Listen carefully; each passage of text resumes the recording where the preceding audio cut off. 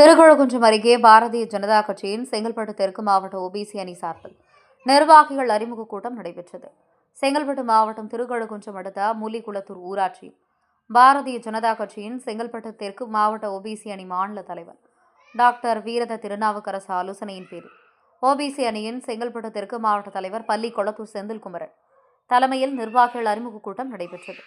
இதில் சிறப்பு அழைப்பாளராக செயல்படும் தெற்கு மாவட்ட தலைவர் டாக்டர் பிரவீன்குமார், திருப்பூர் சட்டமன்ற தொகுதி பொறுப்பாளர் முன்னாள் எம்எல்ஏ காயத்ரி தேவி ஆகியோர் கலந்து கொண்டு புதிய நிர்வாகிகளை அறிமுகம் செய்து அனைவருக்கும் சால்வை அணிவித்து வாழ்த்துக்களை தெரிவித்ததுடன் வருகின்ற 2026 சட்டமன்ற தேர்தலை எவ்வாறு எதிர்கொள்வது என்பது குறித்தும் ஆலோசனைகளை வழங்கினர்.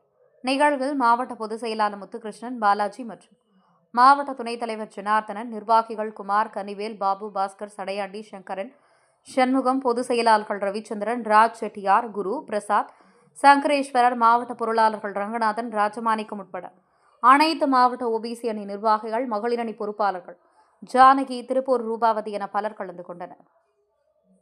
தலைவர் அவர்களுடைய தமிழகம் தலைநிமிர தமிழின் சுற்றுப்பயணத்தில் இன்றைய தேதி வரை தமிழகத்திலே அதிகமான தாமரை சொந்தங்கள் திரண்ட கூட்டம் என்றால் நாம் செங்கல்பட்டு தெற்கு மாவட்டத்தில் நடைபெற்ற கூட்டம் தான்.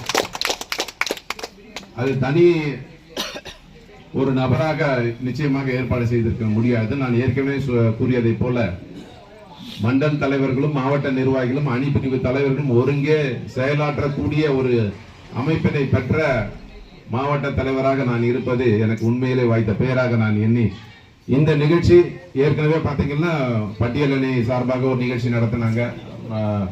பாபா சாஹேப் அம்பேத்கர் அவர்களுக்கு மாலை அணிவிக்கும் நிகழ்ச்சி மாநில தலைவர் வந்தாங்க. செந்தாமரை வளர்த்தெடுக்க வேண்டும். 2026 தேர்தலிலே செங்கல்பட்டு தெற்கு மாவட்டத்தில் இருக்கிற 3 தொகுதிகளிலும் தேசிய ஜனநாயக கூட்டணியினுடைய வேட்பாளர் தான் வெற்றி பெற்று ஆக வேண்டும் என்ற உத்வேகத்தோடு செயல்பட்டுக் கொண்டிருக்கின்ற தாமரை சொந்தங்களோடு நான் இன்றைக்கு பயணித்துக் கொண்டு இருப்பதை எனக்கு பெற்ற பெயராக எண்ணி இந்த நிகழ்வினை